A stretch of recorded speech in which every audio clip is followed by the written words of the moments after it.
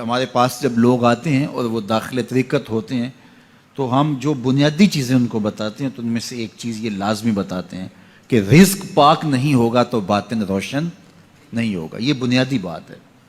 اگر رزق پاک نہیں ہے تو میرے حضور نے ارشاد فرمایا کہ ایک بندہ سفر کر کے کعبۃ اللہ کے صحن میں پہنچتا ہے اور کعبے کے پردوں کو تھام رہا ہے, وہ یمد یدیہ, اور لمبے لمبے ہاتھ کر کے کہتا ہے اے اللہ, لیکن اس کا کھانا حرام ہے, اس کا پینا حرام ہے, اس کا لباس حرام ہے, وہ غزیہ بالحرام, اس کو غذا حرام سے دی گئی ہے.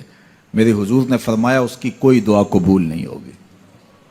سفر کیا, جنگل پہاڑ کاٹے, سمندروں کو پاٹ کر کے آگے گیا, ہواؤں کے کلیجے چیر کے آگے بڑھا, مہینوں کی مسافتیں طے کر کے گیا اور کعبۃ اللہ کے سامنے کھڑا ہے, سین حرم میں مطاف میں کھڑا ہے, لیکن اس کا جسم حرام سے پلا ہے. اس نے جو پہنا ہے اس لباس کا تانا یا بانا حرام کا ہے, اس کو غذا حرام کی دی گئی ہے, اس نے پیا حرام کا ہے, اس نے کھایا حرام کا ہے, تو پھر اس کا یہ سارا سفر رائے گاں چلا جائے گا, اس کو کچھ نصیب نہیں ہوگا.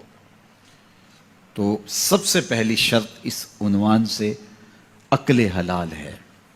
اس کے بعد پہ صدق مقال ہے کہ آپ کی زبان جھوٹ نہ بولے. جب کوئی شخص جھوٹ بولتا ہے, روحانیات تو دور کی بات ہے, اللہ کے فرشتے اس سے 1 میل دور ہٹ جاتے ہیں. جب کوئی شخص جھوٹ بولتا ہے تو حدیث پاک میں آتا ہے اس کے منہ سے ایک خاص قسم کی بدبو نکلتی ہے.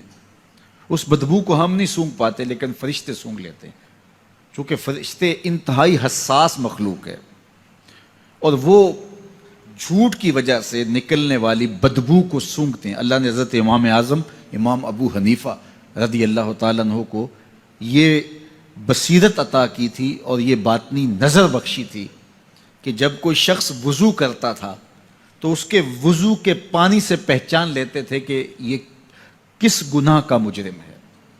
جب بندہ وضو کرتا ہے تو وضو سے ہاتھوں کے گناہ جھڑتے ہیں, منہ کے گناہ جھڑتے ہیں, تو وہ وضو کے پانی سے اس بات کو محسوس کرتے تھے. اللہ نے ان کو وہ بصیرت عطا کی تھی, لیکن انہوں نے اللہ کی بارگاہ میں عرض کی مالک مجھ سے یہ چیز چھین لے, یہ چیز مجھے نہیں چاہیے. لوگوں کے بارے میں جو ہے وہ ایسا گمان پھر پیدا ہوتا ہے. تو فرشتوں کو اللہ نے وہ حساس جو ہے وہ پاکیزہ وجود دیا, اور ان کی حس ایسی ہے کہ وہ بدبو جو انسان بولتا ہے اور لفظوں سے جو اثرات نکلتے ہیں وہ محسوس کرتے ہیں. تو جب کوئی شخص جھوٹ بولتا ہے تو اس کے جسم سے, اس کی زبان سے جھوٹ کے ساتھ بدبو نکلتی ہے. اللہ کے فرشتے 1 میل دور تک پیچھے ہٹ جاتے ہیں. تو مجھے بتائیے, جو شخص جھوٹ بولتا ہو کیا اسے کوئی روحانی مرتبہ مل سکتا ہے؟ یہ سوچا بھی نہیں جا سکتا, یہ امکانات سے ہی نہیں ہے. اللہ کے محبوب علیہ السلام سے پوچھا گیا کہ حضور کوئی مسلمان, کوئی مومن کیا بزدل ہو سکتا ہے؟ فرمایا نہیں, وہ بہادر ہوتا ہے, لیکن ہو سکتا ہے کبھی اس سے بزدلی بھی سرزد ہو جائے. انسانی کمزوری ہے, کبھی انسان بہت طاقت میں ہوتا ہے, کبھی انسان کمزور بھی پڑ جاتا ہے. فرمایا ہو سکتا ہے کبھی اس سے ہو بھی جائے. پھر پوچھا کہ بخل کر سکتا ہے؟ فرمایا نہیں, مومن سخی ہوتا ہے لیکن ہو سکتا ہے کبھی اس سے بخل بھی ہو جائے. کبھی کبھی دولت اسے اچھی بھی لگنے لگ جاتی ہے, جس طرح فرمایا گیا کہ اولاد مبخلتن مجبنتن, یہ جو اولاد ہوتی ہے یہ بندے کو بخیل بھی بنا دیتی ہے اور بزدل بھی بنا دیتی ہے. جب اولاد نہیں ہوتی تو بندہ سخی بھی ہوتا ہے اور بندہ جو ہے وہ مشکل حالات میں بھی کود جاتا ہے, لیکن جب اولاد ہوتی ہے تو پھر مشکل حالات میں کودنے سے پہلے سوچتا ہے میرے بچے ہیں یتیم ہو جائیں گے. اس کو یہ خیال آتا ہے, پہلے ایسے مال لٹاتا ہے لیکن اولاد ہو جائے تو پھر وہ اولاد کا سوچتا ہے کہ ان کے لیے کچھ میں جمع کر لوں. تو اولاد فرمایا میرے حضور نے کہ مبخلہ و مجبنہ, یہ بخیل بھی کر دیتی ہے اور یہ کمزور اور بزدل بھی بنا دیتی ہے. تو مومن ہوتا بہادر ہے لیکن ہو سکتا ہے کبھی اس سے بزدلی بھی ہو جائے. مومن سخی ہوتا ہے لیکن کبھی ہو سکتا ہے اس سے بخل بھی ہو جائے. لیکن تیسرا سوال حضور سے پوچھا گیا کہ مومن جھوٹا ہو سکتا ہے؟ تو اس پہ 2 ٹوک کہا, نہیں جھوٹا نہیں ہو سکتا. یہ نہیں ہو سکتا کہ مومن ہو اور جھوٹا ہو, وہ سچ بولنے والا ہوگا. تو عقل حلال اور صدق مقال, یہ 2 خوبیاں جو ہیں یہ اہل اللہ کا طرائے امتیاز ہے, اور یہ مجھے اور آپ کو اختیار کرنی چاہیے. حضرت خلیل اللہ جب وادی غیر ذی زرع میں سیدہ ہاجرہ اور ان کے معصوم نونہال کو چھوڑ کر کے جانے لگے. ایسی وادی جہاں حیوانی وجود بھی نہیں تھا، نباتات بھی نہیں پائے جاتے تھے، پانی کا ایک قطرہ بھی دستیاب نہیں تھا. کالے سیاہ مہیب پہاڑ جیسے فولاد پگھلا کے ڈال دیا ہو. وہ وادی جہاں دن کو بھی خوف آئے، وہاں حضرت ہاجرہ نے راتیں بھی گزاری. کتنا دردناک لمحہ تھا. جب سحری کا وقت ہوا، حضرت خلیل اللہ دعائیں دے کے رخصت ہونے لگے. حضرت ہاجرہ سلام اللہ نے آگے بڑھ کے اپنے شوہر نامدار کا دامن پکڑ لیا. تمسکت بعضیالہ، دامن پکڑ کے بولی، میرے شوہر نامدار، اس مہیب وادی میں، اس پہاڑوں کے دامن میں جہاں دن کو بھی خوف آئے، نونہال معصوم کے ہمراہ مجھے چھوڑ کے کہاں جا رہے ہو؟ حضرت خلیل اللہ نے کوئی جواب نہیں دیا. پھر قدم اٹھایا تو زوجہ نے پھر دامن پکڑا، پھر وہی سوال، پھر کوئی جواب نہیں آیا. تیسری مرتبہ دامن پکڑا، خلیل اللہ کی جانب سے کوئی جواب نہیں آیا. تو خاتون خود بولی، کیا اللہ کا حکم تو نہیں؟ تو حضرت خلیل اللہ نے کہا، نعم، ہاں اسی کا حکم ہے. حضرت ہاجرہ نے دامن چھوڑ دیا، کہا جائیے، خیر سے جائیے، اگر اس کا حکم ہے وہ ہمیں ضائع نہیں ہونے دے گا. جہاں دن نہیں گزارے جا سکتے تھے، پھر اس خاتون نے وہاں راتیں بھی کاٹی. وہ وادی جس میں وحشت بھی قدم رکھتی تھی ڈر ڈر کے، جہاں پھرتے تھے آوارہ تھپیڑے بادے سر سر کے، جہاں پر گھاس اگتی ہے، جہاں نہ پھول کھلتے ہیں، مگر وہ سرزمین ہے آسماں بھی جھک کے ملتے ہیں. اپنی پاک باز بیوی اور نونہال بیٹے کو چھوڑ کے حضرت خلیل اللہ دعائیں دے کے رخصت ہو گئے. تھوڑا سا توشہ تھا، 2-1 دن کے بعد ختم ہو گیا. پھر ماں کی چھاتی سے دودھ بھی خشک ہو گیا. نونہال پیاس سے تڑپنے لگا. ماں تو پھر ماں ہوتی ہے، تڑپتی ہوئی ممتا کا دل بے قرار ہوا.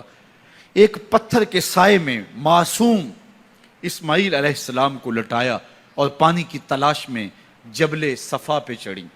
اطراف میں آسمانوں کی طرف دیکھا، کہیں کوئی پرندے اڑتے دکھائی دیں اور پانی کا نشان ملے اور میں وہاں سے بیٹے کے لیے 2 بوند لے آؤں، لیکن کچھ دکھائی نہیں دیا. تا حد نظر پھیلا ہوا آسمان ہی آسمان ہے اور پہاڑ ہی پہاڑ نیچے دکھائی دیتے ہیں. پھر مروہ پہ آئیں، درمیان میں نشیبی جگہ تھی، وہاں بیٹے کا من موہنا چہرہ دکھائی نہیں دیتا تھا. دوڑ کے گزری اور جا کے صفا پہ گھوم کے دیکھا، کچھ نظر نہیں آیا. ادھر بھی دیکھ لیا، ادھر بھی دیکھ لیا، لیکن ماں تھی. پھر دوبارہ صفا پہ آئی، صفا پہ دیکھا، کچھ دکھائی نہیں دیا. پھر تڑپ کے مروہ پہ آئیں، وہاں پھر دیکھا، کچھ دکھائی نہیں دیا. پھر صفا پہ آئی، کبھی صفا پہ کبھی مروہ پہ. تڑپتی ہوئی ماں کی ممتا، بے قرار دل. ادھر پانی کی پیاس سے تڑپتا ہوا معصوم اسماعیل پتھر کی اوٹ میں. درمیان سے ماں گزرتی ہے تو بھاگ کے گزرتی ہے کہ بیٹے کا من مونا چہرہ بھی نگاہوں کے سامنے رہے. ذرا منظر تو دیکھو کتنا دل آویز ہے. اللہ اکبر، سینوں میں پتے پانی ہو جائیں، پتھر بھی ہو تو پگھل جائے اس زہرہ گداز داستان سے. لیکن اللہ پر توکل اور ماں کی بے قراریاں، کبھی صفا پہ کبھی مروہ پہ، زبان پہ شکایت نہیں ہے. پھر جب مروہ پہ پہنچتی ہیں، 7 چکر مکمل ہو گئے، تو ادھر کیا دیکھا کہ معصوم اسماعیل ایڑیاں رگڑ رہا ہے. ماں کا دل ڈولنے لگا کہ بیٹا آخری لمحوں میں. دوڑی کہ بیٹے کو جا کے اپنی چھاتی سے چمٹاؤں، ہو سکتا ہے 2 قطرے دودھ کے اس کی زندگی کی آس بندھا دیں. تو ماں دوڑتی ہوئی آئی، لیکن جب قریب آئی تو منظر بدلا ہوا تھا. معصوم کی ایڑیوں کے رگڑنے سے تازہ چشمہ پھوٹ رہا ہے. پانی ہے کہ بے قابو ہونا چاہ رہا ہے. آگے بڑھی، جلدی جلدی مٹی کی منڈھیری کرتے ہوئے کہا، زم زم، رک جا رک جا. اللہ اکبر. ہاجرہ سلام اللہ علیہا نے حضرت اسماعیل کی محبت اور اپنے رب پر توکل کی انوکھی اور البیلی داستان رقم کی. کہا، ہاجرہ تو نے بھی حد کر دی، لیکن قیامت تک تیری راہوں کو بھی جلوہ گاہ بنا دیں گے.